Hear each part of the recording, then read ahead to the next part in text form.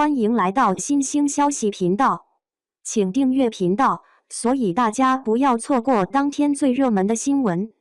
我们今天的时事通讯包括以下内容：全程梗着脖子，台词硬挤，赵丽颖带来85花教科书式演技。与凤航首播就遭遇口碑滑铁卢了吗？这部大家都超级期待的仙侠剧才播了4集，结果没想到引来了一片批评声。这部剧真是让人失望透顶，剧情平淡无奇，演员表现也差强人意，观众的热情完全被浪费了。就比如说那个林更新吧，他这身板和长相，还想着在古装偶像剧里继续混，简直就是白日做梦。虽然老师在后期制作中费尽心机的给他脸上加滤镜、磨皮，但依然难以掩盖这位36岁中年男演员的尴尬处境。这个油光满面的皮肤简直让人不忍多看一眼。林更新的配音听起来和他本人的原声真的不太一样，虽然配音听起来挺好的，但每次看到他表演时的口型和表情，总是让我觉得他骨子里还是个东北搞笑男。他并没有那种上古神行止的风姿气度，让我觉得有点出戏。娱乐圈里小鲜肉多的是，咱们就别跟小年轻争饭碗了。林更新这把年纪了，还硬要演古装偶像剧，真是自信过头了吧？说实话，配角的日子也同样不好过。原本以为董洁的加入能提升整部剧的演技水平，但没想到她的哭戏却让人一头雾水。虽然五官都扭曲了，还硬挤眼泪，但这样的表演痕迹过重，还是没有演出观众期待的那种感觉。辛云来在剧中的造型真是让人眼前一亮，看来古装美男的队伍又要壮大了。原书里那个被称为忠犬小狼狗的男配角，现在却成了一个普通到不能再普通的路人角色，这真的让人好奇，那些书迷们会不会因此感到超级失望呢？说不定真的会有人因此伤心到哭晕在厕所里吧。不过要真说到哪个选角最让人难以接受，那还的是女1号赵丽颖。01演技拉胯，赵丽颖一上台，观众就被她的表演震撼到了。看着眼前这3位亲人的步步紧逼，女主角沈黎的表情似乎过于冷静了吧？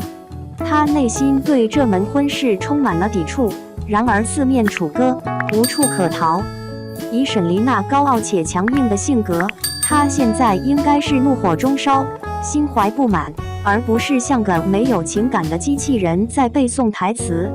赵丽颖在一些镜头中的眼神似乎有些迷茫，不知道她在看哪里，整个人的状态看起来更像是被临时赶鸭子上架，似乎还没有完全准备好就开始了拍摄。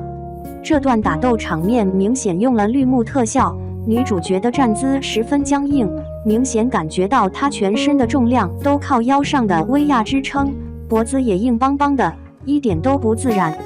整个场面看起来就很假，显然是后期合成的。赵丽颖在新剧的开场就显得心不在焉，而随着剧情的深入，她的表现更是让观众大吃一惊，完全颠覆了大家以往对她的认知。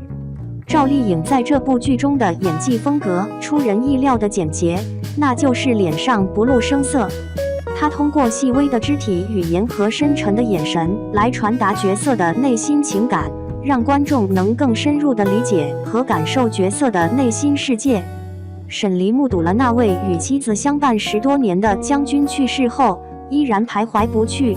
这一刹那，他思绪万千，心中涌起对那些曾经与他共同经历过生死的兄弟们的深切怀念。他此刻的心情应该很复杂吧？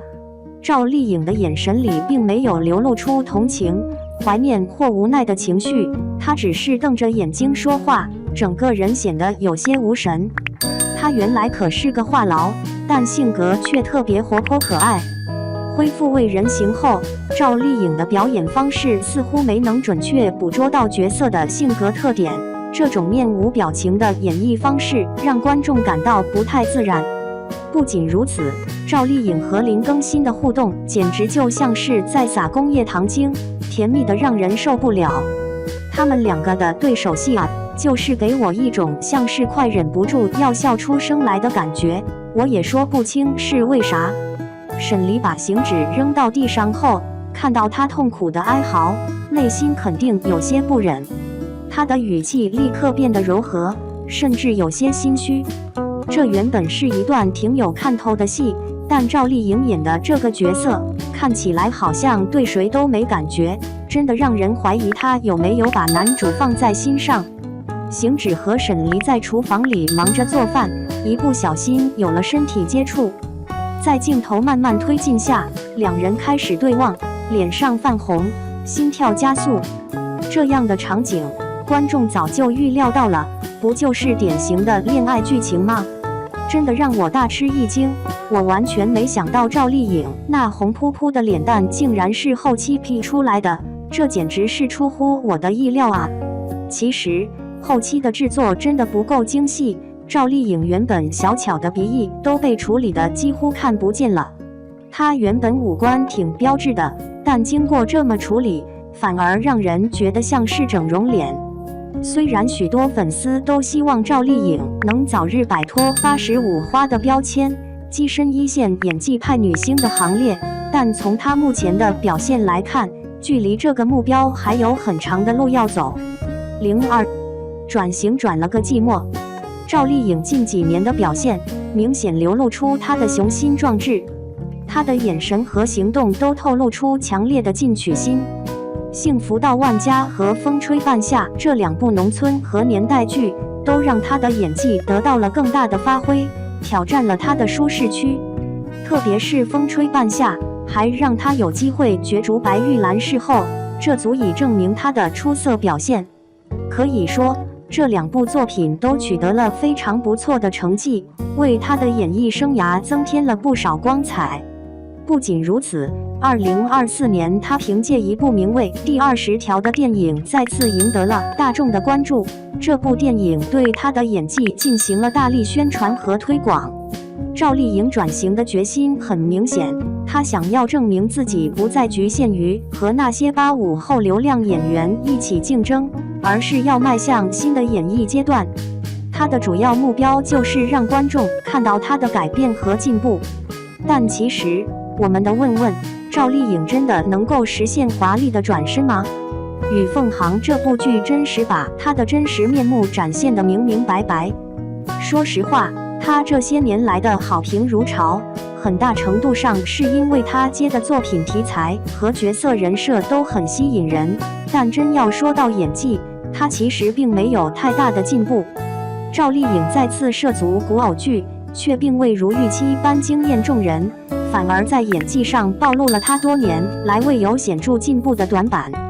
但其实她并没有大家想象中那么放得开，就算在大荧幕上扮丑又怎样呢？演古装偶像剧时，她还是不忘给自己加上层层滤镜。说穿了，她最在意的依旧是自己这张脸。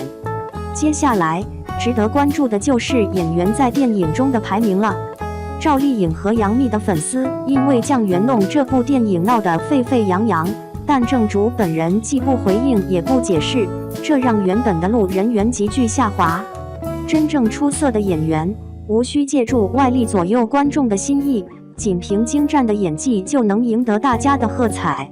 赵丽颖如果想让大家真正认可她，就应该专心磨练演技，少玩些花招，多积累实力，这才是最有说服力的。03结语，赵丽颖在《与凤航》中展现了令人惊艳的演技，全程都保持着专注和投入，虽然有时会显得有些紧张，但她仍然能够硬挤出合适的台词，给观众留下了深刻的印象。作为一位36岁的女演员，她的表现无疑堪称85后女演员的教科书级别。赵丽颖在85花中可是个低调的小能手，她不怎么参加综艺节目，但却在各种题材的影视剧里玩得风生水起，真是个宝藏演员。虽然古偶剧很有吸引力，但他还是决定放弃之前积累的路人缘，选择了其他的道路。他已经36岁了，年纪不小了。如果他还想继续混日子，恐怕离成功转型会越来越远。中年女演员应该早点规划自己的未来，明确自己的发展方向，努力提升演技，这样才能有机会改变观众对自己的刻板印象。趁现在就开始行动吧，别等到年纪大了再后悔没早点做准备。